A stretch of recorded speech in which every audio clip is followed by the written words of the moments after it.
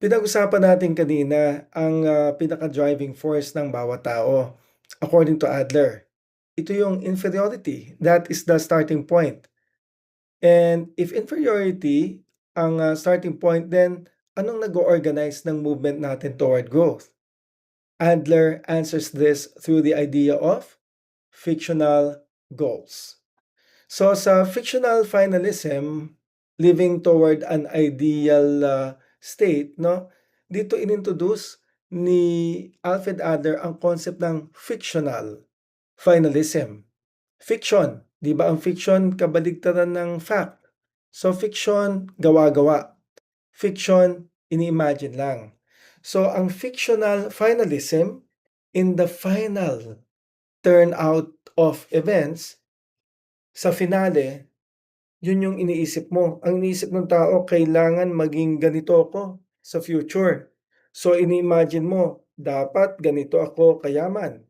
Dapat ganito ako ka-powerful. Dapat ganito ako kasikat. Dapat ganito ako kalangya sa pamumuhay ko. So yun yung ideal self mo, dapat ito ang gusto ko maging someday. At yang gusto mo na yan na maging someday, yan ang mag-guide sa'yo para magpursige ngayon. So, oo nga, imagination lang yon.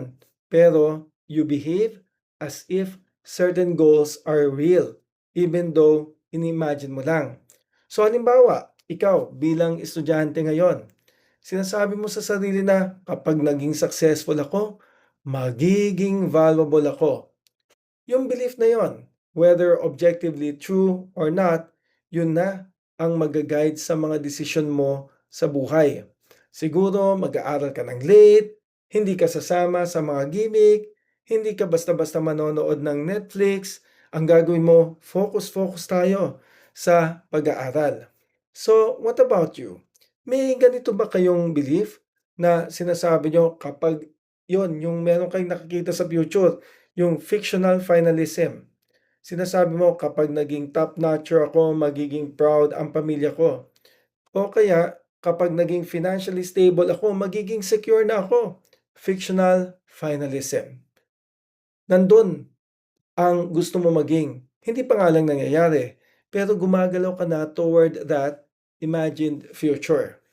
Yung behavior mo, organisado na around that future-oriented fiction. So, kung ikukumpara natin ito kay Freud, si Freud laging sinasabi, let's look back, no? Look backward tayo for explanation. Si Adler, ano sabi niya?